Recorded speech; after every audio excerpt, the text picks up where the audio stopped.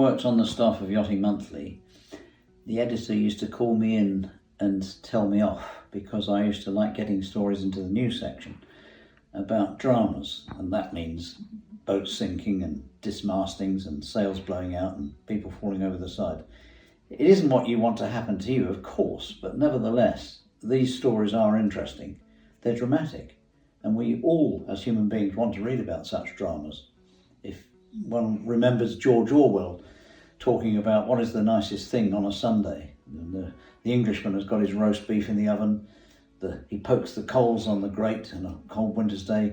What could be better now than to read about a ghastly murder in the Sunday newspapers? And that's it in a nutshell. So this book came about because as a schoolboy, I love reading such dramas.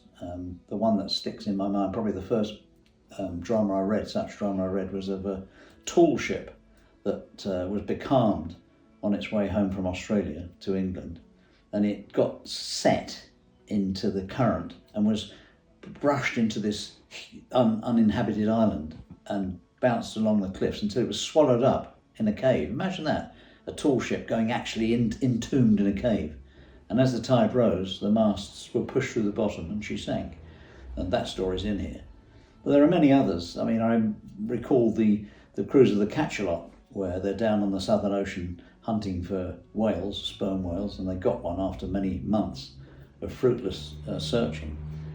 And they got the whale alongside, and then they ran into a storm, so they had to tend the ship while the storm blew, and that went on for many days. Meanwhile, the whale was decomposing, and it expanded like a huge balloon, and burst, and covering the ship from truck to keel in stinking blubber. And they said, so they went home with no money because they got no case oil, and having to scrub the ship from top to bottom to get rid of the stink. That's another story in here as well. But there's up-to-date stories as well, of course, about yachtsmen.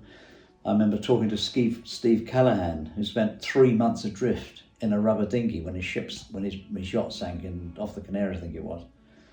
And he drifted across the Atlantic in a life raft, which he punctured himself with his knife by accident, having to sellotape it together and hold it together. You imagine that? And I remember asking him, how on earth did you cope with it? He said, you can't think about what's happened to you. You can't think about what might happen to you. You have to think only about what's in front of you. It's the only way you can survive. So his story's in here as well. Of course, Donald Crowhurst, a well-known story. Poor devil, there he was, trapped in the Golden Globe race with a boat that was falling to pieces. And we know he made up a false log. He thought he would come in as tail end Charlie and not have his logs checked. But unfortunately, by unfortunate circumstances, he turned out to be in the lead, so he jumped over the side. I spoke to his son, Simon, one of his sons, Simon, who told me that the real hero of that race was Sir Robin Knox-Johnston, because Sir Robin, of course, won the contest by default, really, because no one else left in it. But more importantly, he gave the prize money to Donald Crowhurst's widow, Claire, which Simon said saved their house and saved their lives, really. And Simon, to this day, looks on Google Earth on the island Cayman Brac, where the wreck of the Teignmouth Electron is still. You can just about see it, apparently, from the satellites. So anyway, I hope you enjoy the book, and all the very best.